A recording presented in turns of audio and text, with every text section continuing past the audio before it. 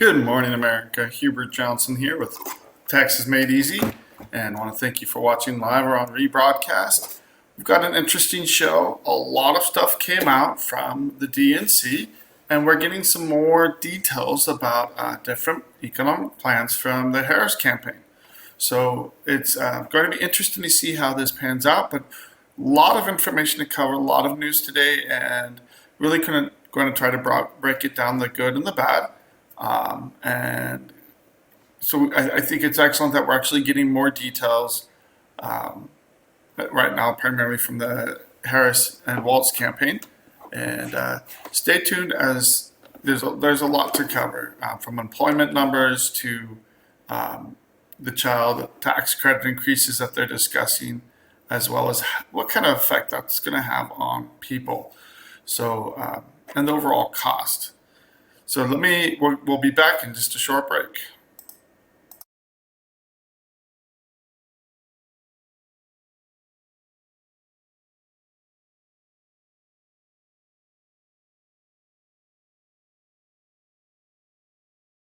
Welcome back, everybody. Actually, I want to share a different article real quick. So just a couple things from irs.gov, news that was put out yesterday.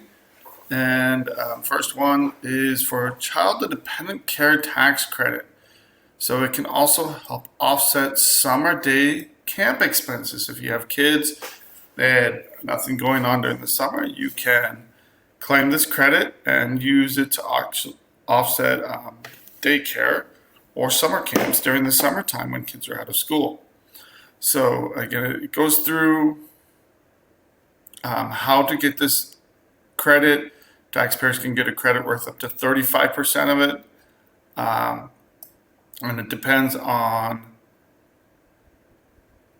at the minimum you can get $62,000, but it really depends on the details here. So if you have reimbursed expenses, talk to a CPA and get the details for this and see if this can help you. If you had kids in summer camp, that could actually help you get more money back on your taxes or pay less in taxes. Next article here, again from irs.gov. This one's a little bit more tricky, but it talks about where everybody's used to 401k matching. That's what we typically expect for a 401k plan, for a 3A plan, or some other plans like a simple IRA or something like that. However, there are updated rules, general student loan matching contributions, and how to go about that. So employee certification. So if that's something you're interested in, and getting your employer to contribute to other plans and also to help with student loans, look into this notice. It's notice 2024-63. Again, came out today. So you just go to irs.gov, click on news, and it'll come right up. And if you have any questions, we're going to post all the links to our show as well. So just a couple things helpful to taxpayers.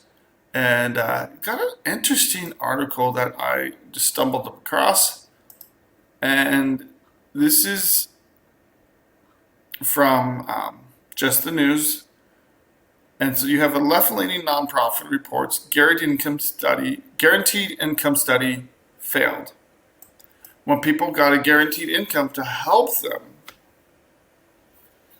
they worked less, got less money, but they didn't care.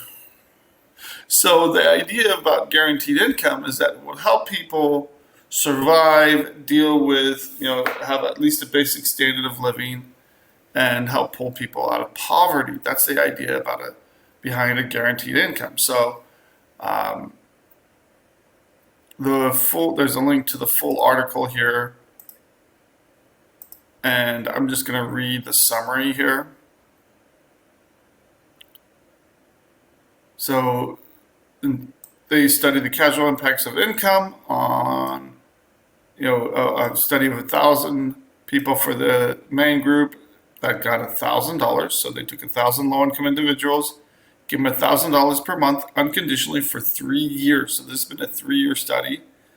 And then they took a control group They got $50 a month to participate in the study, and also went for 3 years. And so they just evaluated what the impacts were. So for the study group, income fell by $1,500 a year. So despite the $1,000 that they received, their income dropped. Why? Well, 2% on average, 2% of the group just left the market altogether. So they left the labor market participation rate went down, and then they worked on average 1.3 to 1.4 hours less per week. So they worked less. Some people just dropped out of the labor market altogether, and they had their partners also reduce their hours by a comparable amount. So not only did the people, as part of the study, work less when they had a guaranteed income, but their partners also did. And what did they do with it? That increased time was spent on leisure. So then you had small increases, transportation, finances, but most of it was spent just enjoying life.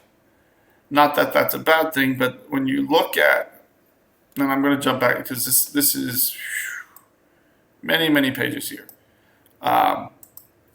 We're jumping back to the main article that talks about it. This is the opposite of what they wanted to see. So, I mean, here's the link to the actual study. So the effects of cash on income and labor hours is roughly a 4 to 5% decline relative to the control group. So when you give people guaranteed income, the value of work decreases and people just worked less. And they didn't care that their income went down by over $100 a month, which is $1,500, loss in income for the year. They had the again, that's what it led to.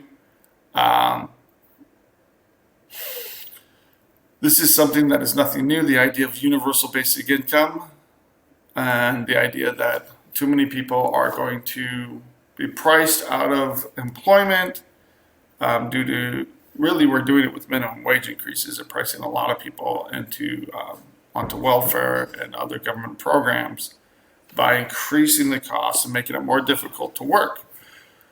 And so with AI and other things, I mean, there's been a lot of people have said, look, eventually there's not going to be work for people. There's always going to be work. You have to be willing to do things you're not comfortable with. And a few states have already outlawed, they have laws that don't allow localities or cities and counties to implement guaranteed income programs because they see it as a net negative. Now, to be fair, and we're going to talk about this later, Vice President came out with the new credit for $6,000 for newborns and to raise the child tax credit every year from $2,000 to $3,600. Republicans want to increase it to $5,000, just straight $5,000. And again, so both candidates, both presidential campaigns are saying we're going to increase the money flow, free money to families, and very well could have the opposite effect here. Again, having children does increase costs, but subsidizing it can reduce incentives for parents to take care of their children, to provide for them, which is really kind of where you would think people would do that on their own. But the idea of free government money is not always as productive or end up creating the right incentives. So one of the things that has been in the news and that the Harris campaign has suggested that they're going to do, again, there's not a lot of details on it yet, but pass laws against corporate price gouging with supermarkets. And we've already, yesterday we talked about how they live on a profit margin of 1.18%. So again, they deal in volume at grocery stores. They're barely making just over 1% on average through most grocery stores. So that really is very razor thin profit margins. And going after price gouging or doing price caps could really take a lot of grocery stores, and also especially the ones that are struggling, increase prices overall as quickly as possible before that gets put into place. But it could put a lot of grocery stores out of business. So Fairfax County, Virginia, is coming up with another food tax. Now they've tried to do this a few times already, and this is on food and drinks prepared at restaurants and grocery stores. So it's 1% to 6% tax. This is where grocery stores are doing better. They can charge more for prepared food and drinks. At their delis, at their, if they have a Starbucks or a coffee shop in there. And so here we have someone at Mediterranean Grill. So again, this is an additional tax also on restaurants. He said the idea of a meals tax is a bad one. Restaurants are already struggling. Grocery stores are already struggling, having quite a few close and shut their doors, file for bankruptcy, etc. across the country. Their restaurants have already been hit with high inflation, and they're barely making ends meet, and you're going to add this additional tax on top of them. So again, the approval for the study, which is the first step here, sorry, this is moving around me, was approved 9-1. And they try to pass it twice already. In 2016, a 4% tax on prepared meals failed to pass, and but then in 2020, a Virginia state law allows jurisdictions to do a meals tax without any feedback from voters. I don't know why they would do that, but so again, it's just another burden that some localities are looking at to tax restaurants, tax prepared meals, and just increase the cost of people eating out. So the result is restaurants struggle and more companies shut their doors. So we are coming up on another break here. I just want to check. I'm just going to introduce this next article. So this is from the National Pulse. This is not good news. This is very bad news. We had a huge stock market drop. It's recovered from the big stock market drop, a huge drop based on employment numbers being revised downward. So this article is pretty much saying that we could have a massive revision downward about 1 million jobs between April 23 and March 24. That's a huge change, and we'll see what happens tomorrow, but we're going to continue with this article after the break.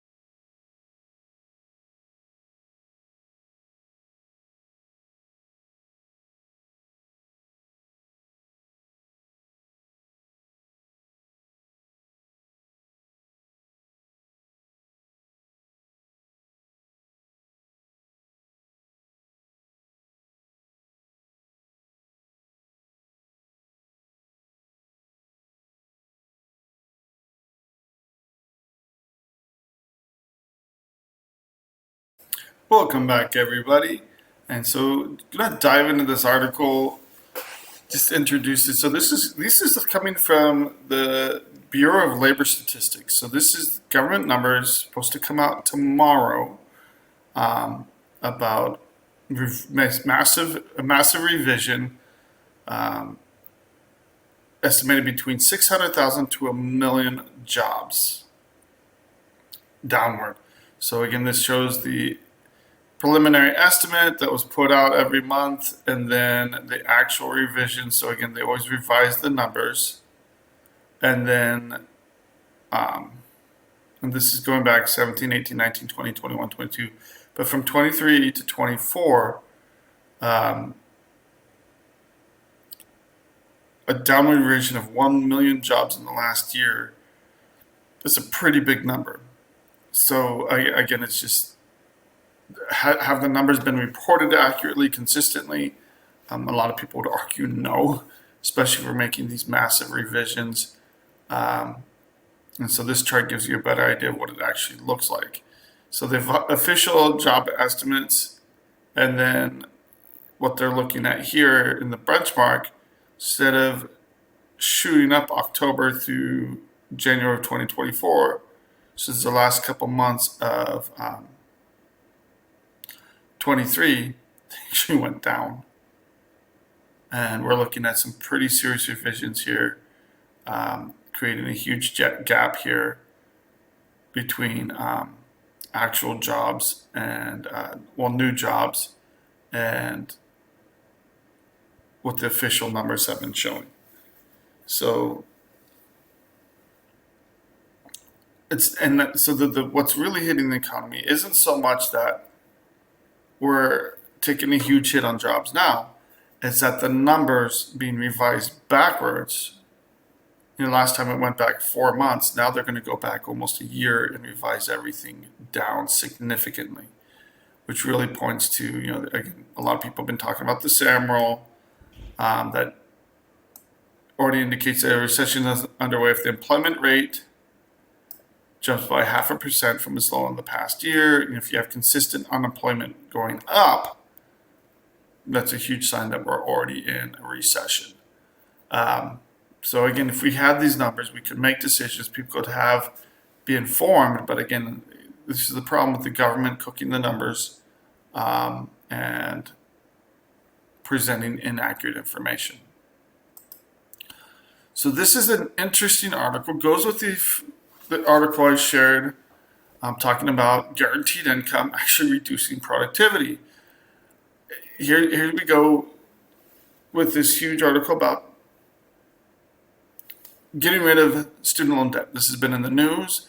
This is from the articles from the Daily Caller, but this has been a huge issue in the news. It's been a huge political issue.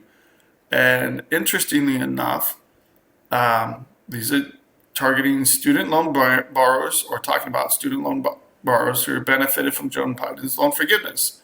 Even though the courts have ruled against it, the Biden administration has still forgiven thousands upon thousands of loans. Again, he doesn't have the legal authority to do this, so it's been struck down time and time by the courts, but they're still supposed to have done this. So again, the legality of this is, he has no legal basis for doing this. And so they're just making things up now and putting taxpayers on the hook for the debts that they have.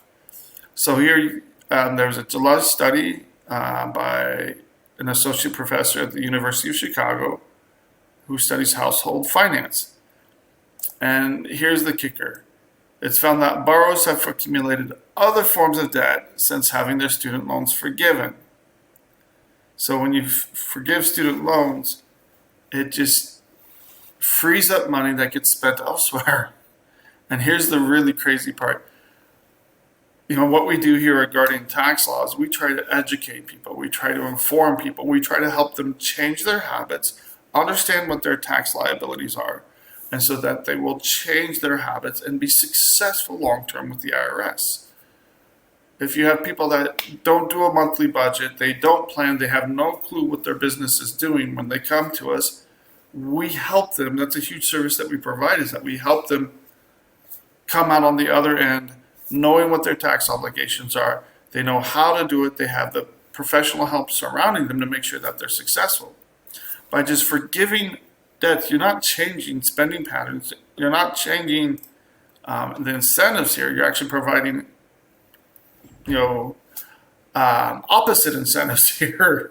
You're not helping them learn how to plan and pay for debt and get out of these holes. So again, what do you have? New car purchases being, auto loans going up by $230 a month. Credit card borrowing going up by $220 a month. Again, this is on average. And home loans have also jumped. So again, people have some extra money. They're going out and acquiring other types of debt.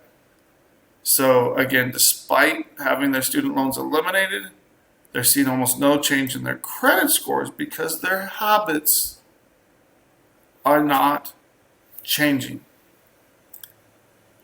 And then this is because they're just, when they get the loan forgiveness, they're taking out new loans to replace the old ones. So it's very counterintuitive. And they take a personal example here.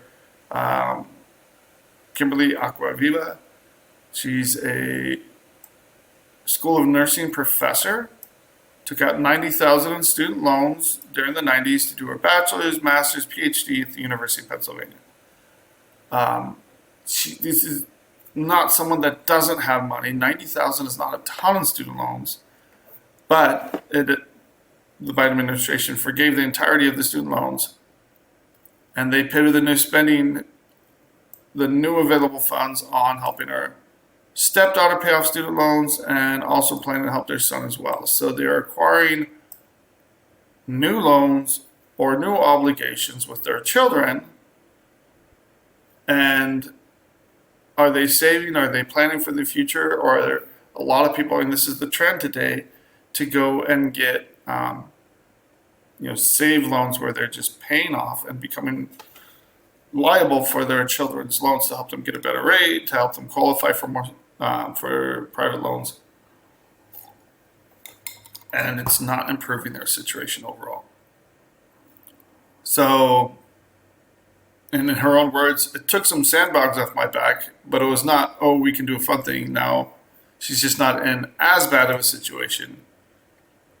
And they took that $900 a month, and now they have obligations on other loans, and they're helping their family out. And that's typical from what the study is showing, is that they're just going out, acquiring or more responsibilities for different loans. So far, $1.2 billion has been forgiven for 35,000 public service workers as of July. And then there's $168.5 billion in relief to 4.76 million student loan borrowers in July. So either deferrals or other types of relief as well. And this is all adding more cost to taxpayers. So there's no free lunch here. And again, I thought that was very interesting that here you had the university do this study showing that we bail them out and it just goes to other types of debt. So not exactly what people were hoping for, but this is why we really need to be teaching financial literacy. We need to be teaching in our schools and high school especially, good financial planning, how to manage a budget, all these basic things which as Americans we are not very good at. And again, this idea of the government will just bail us out and add more and more to the debt is a problem. So talking about this, the recent survey came out, and this one is by Fox Business News. So U.S. economists list the top election issues. National debt is the number one issue. So according to 132 of the nation's top economists. At Amica Insurance, we know this. And this is interesting. This is actually really interesting that it's come out this way because you have a huge it's the home they grew up in. Separation between Keynesian economics or economists that say spend, spend, spend. The more the government spends, the more it will lift the economy, I think we're seeing that. We saw that in the Carter administration. We're seeing that if they were price gouging, wouldn't the profit really through the margin Obama, be Trump, 30% and instead of 1.2%? I mean, this whole thing is absurd. The Biden Washington Post administrations, and directly to be fair, cited George Bush communism overspent as well. about this in its story, saying So it's again, hard this to is a very exaggerate how bad bipartisan this is. issue It's that gonna lead to shortages, neither party black has been markets, and good hoarding. about Let's bring in not for his overspending. reaction.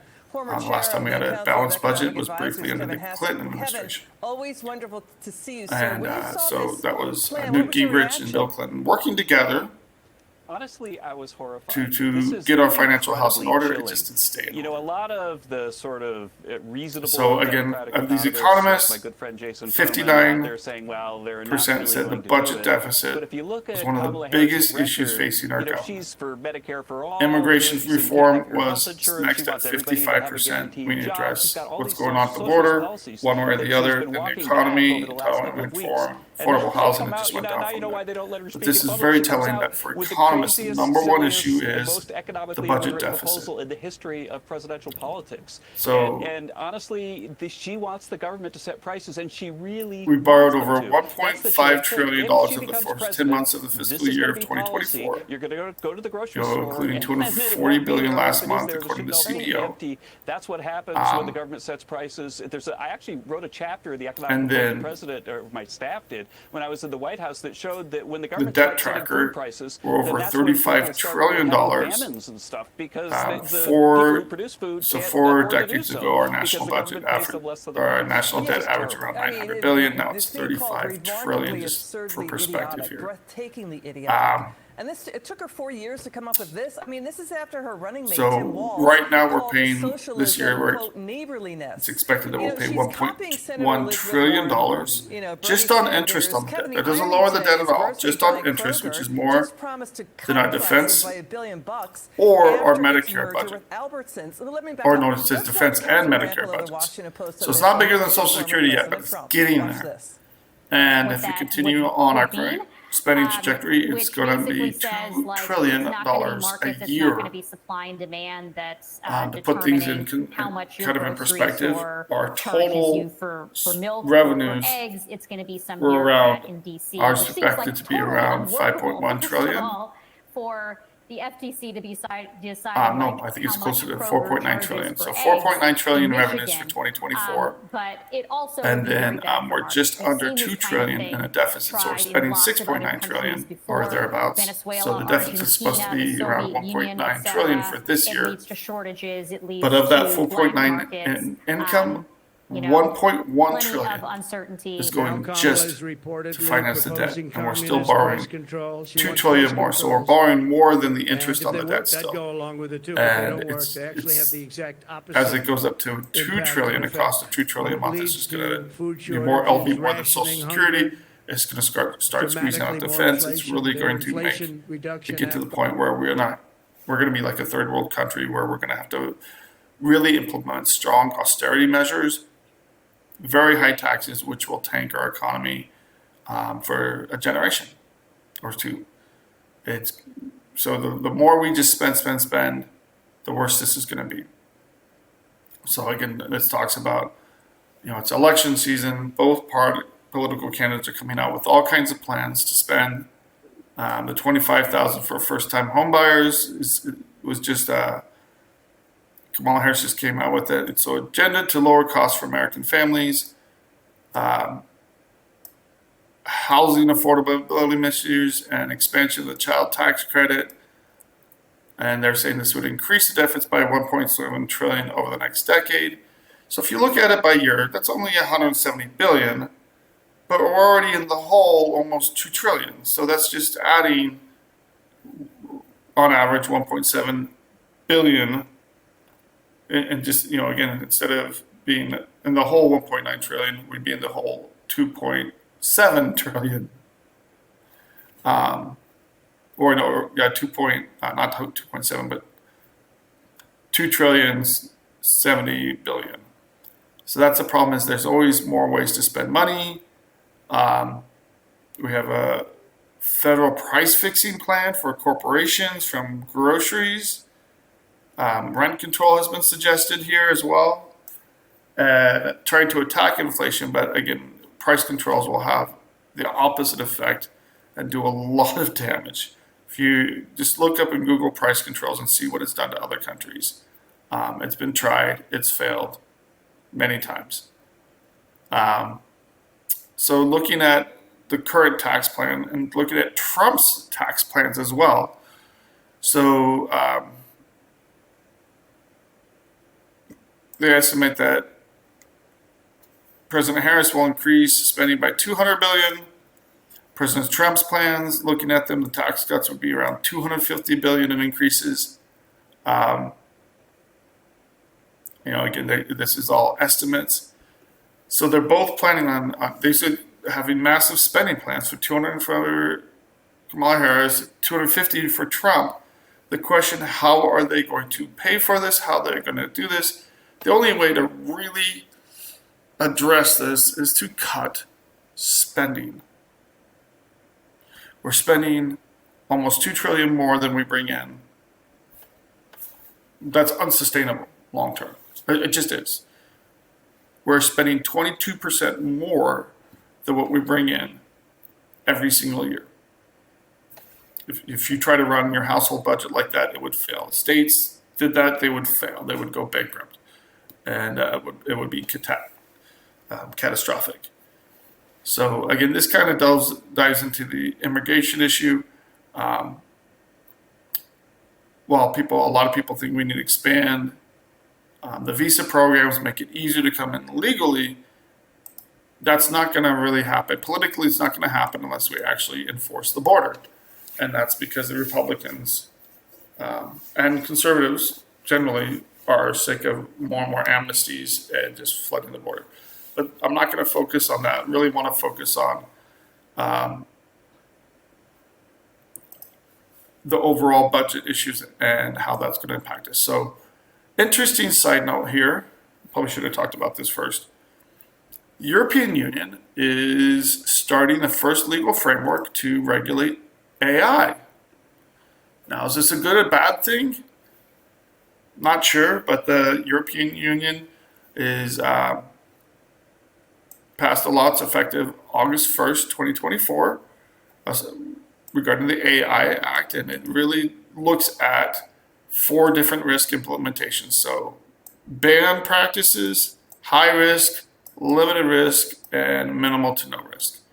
So, they're trying not to affect how AI is used for video gaming because it's generally considered minimal, no risk. It helps the players have a good experience. It's not trying to control or influence behavior.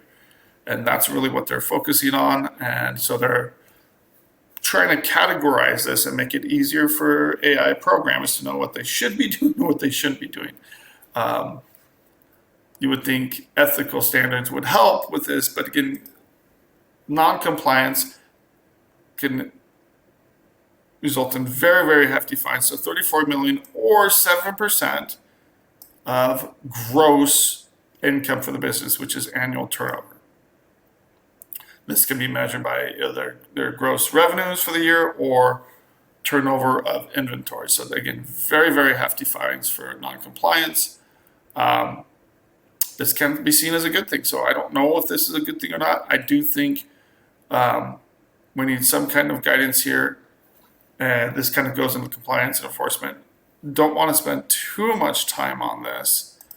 But I do think AI is it's growing. It's being used in so many different ways. I actually use it in my business, or have started to recently. And for note-taking, for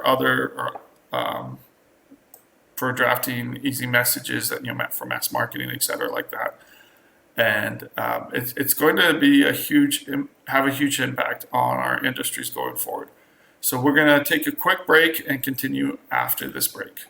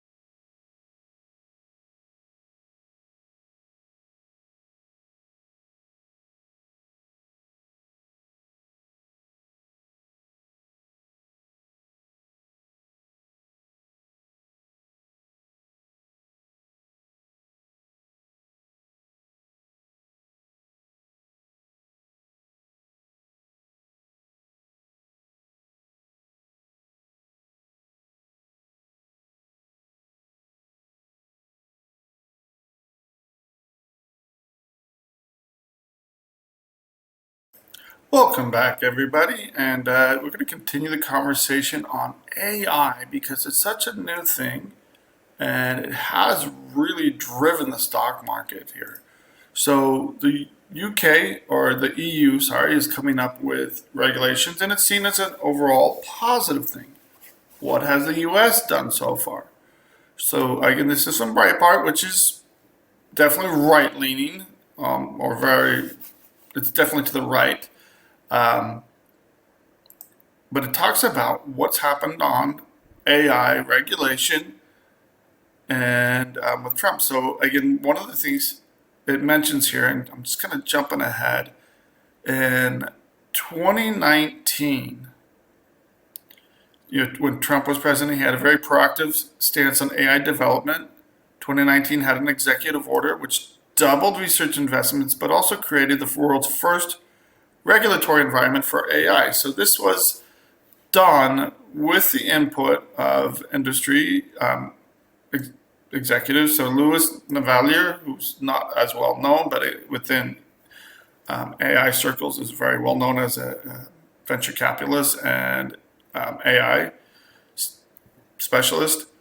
Elon Musk, as well as others, and they're all putting a lot of their resources behind Trump and supporting him, which has been a huge change for Silicon Valley. But Louis Navellier is, and Musk is behind him as well, is predicting a Trump boom that will accelerate AI innovation and remove some of the stifling regulations. So I guess some regulations are good, and the question is why? So Democrats have lost ground in Silicon Valley. Why are the top executives turning against Democrats? Trump has had an unwavering commitment to freedom in AI platforms, and also plans to overturn or get rid of some of the Democrat current regulations, stifling innovation and opportunities. I don't know exactly what the regulations are, and this article doesn't mention that. So just getting rid of regulations isn't always the best thing, but it is heartening that he was the first one to come up with regulations. And I'm just not going to assume that the current regulations are bad. Like whenever we're looking at articles from the right or the left, we need to take it with a grain of salt. But it does mean that you'll have a lot of investment opportunities going on with AI. One of the big things, NVIDIA and tech really has taken over or really had a huge impact on the stock market rises lately. And JD Vance also was a former Silicon Valley venture capitalist, very familiar with AI, and they've really been pushing deregulatory measures. So that's something that Trump did the first time that he was elected president, and one of his major planks in his platform this election cycle as well is to go in and get rid of regulation, to go ahead and have the different departments. What he did last time, he had departments all review the regulations to see what was actually effective, what was actually helping, and to get rid of burdensome regulations that were hurting industry rather than helping it. So again, Navellier and others have been frequent guests at Mar-a-Lago, visiting Trump, getting to know him. And so we'll see what happens. And he predicts that if Trump is elected, his first executive order will be a shocker and will be focused on AI investments to really kickstart the stock market investing, etc.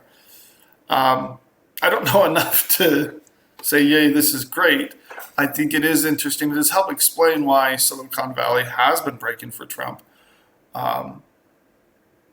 Again, while I like some of what Elon Musk has done, I don't know him well enough to trust everything he does. So again, no matter where you're coming from, have a healthy dose of skepticism, if it's coming from the right or the left. So last couple articles are going to focus on the Harris campaign. We've been kind of bouncing back and forth a little bit, based on what's been in the news. Again, part of the DNC, they proposed raising the corporate tax rate to 28%. It's currently at 21%. Prior to Donald Trump and the TCJ or T, I'm figuring if it's the TCJA, his tax trumps that he passed back in when he was president, cut the corporate rate from 35 down to 21%. Now 21% is fairly in line with other countries. 35% was really high, put us like in the top 3 or 4 countries as far as corporate tax rates, and that's countries in the world. Not a very favorable place to do business. Democrats have really run on raising that corporate rate again, making corporations pay their fair share. And this is their first major proposal to raise revenues to pay for her plans. And this is an NBC News article, so this is not a right-leaning site at all. Both parties, to be fair, have expensive plans, right and the left. So the Harris campaign is actually calling for increasing the corporate tax rate. But just because we increase it doesn't mean it's going to lead to more revenue. That's the ironic thing that people forget. And revenues under the TCJA were higher than ever. We have more federal revenues than ever before. And so it's just because you increase the tax rates can be counterproductive. But the idea behind this is to have a fiscally responsible way to put money back in the pockets of working people and to ensure billionaires and big corporations pay their fair share. So she wants to create an opportunity economy for the middle class that advances their economic security, but really what helps people lift people from the lower to middle and then middle class to the upper class? Investments. Who really benefits from big corporations? The investors. So these are people saving money, putting money into their 401k, planning long term, and sticking with their investments long term, and making wise, sound financial decisions. So, will it actually help the average person?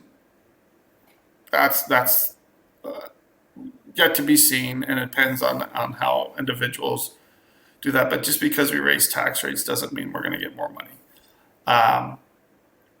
So again, the CBO projected that by raising the tax rate from 21 to 28%, a 7% increase would raise about $100 billion over a decade.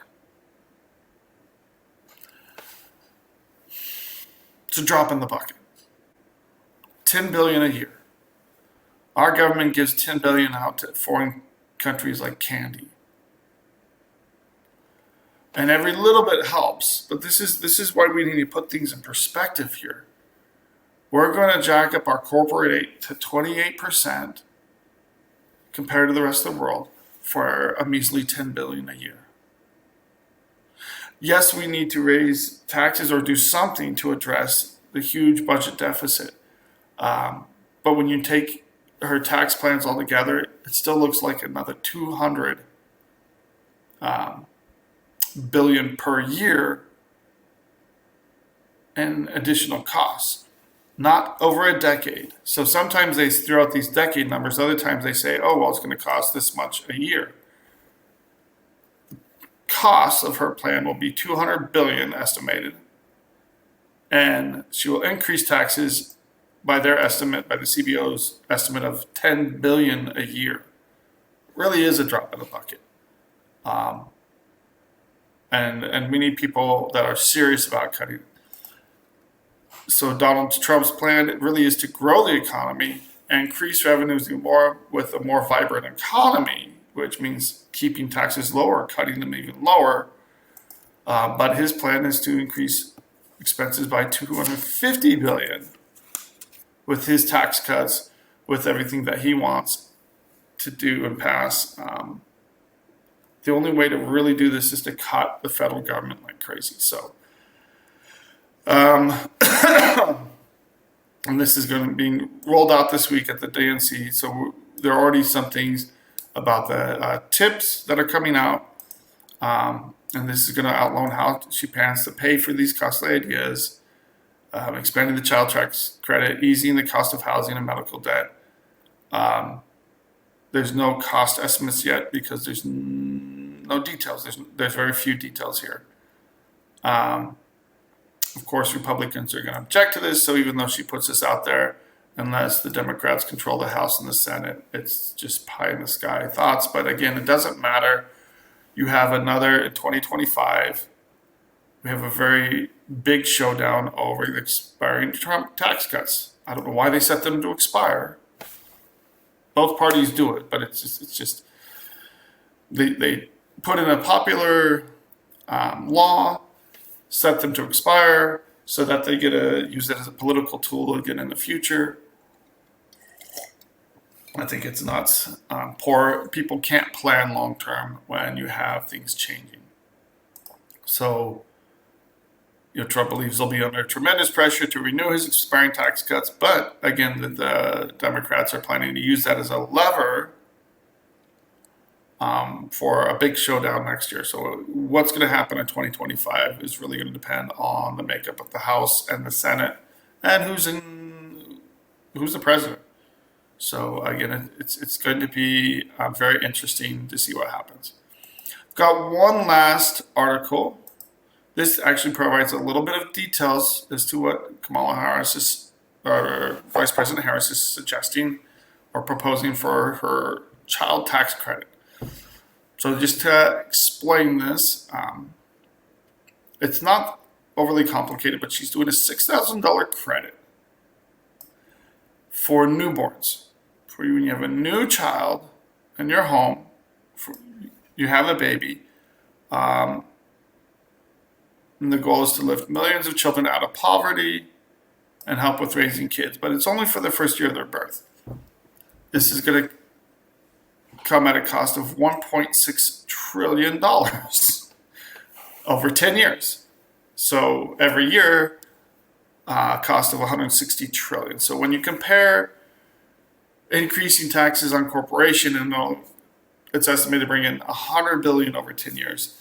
The cost here, $1.6 trillion over 2 years, dwarfs whatever increase that we're going to get from raising the corporate taxes.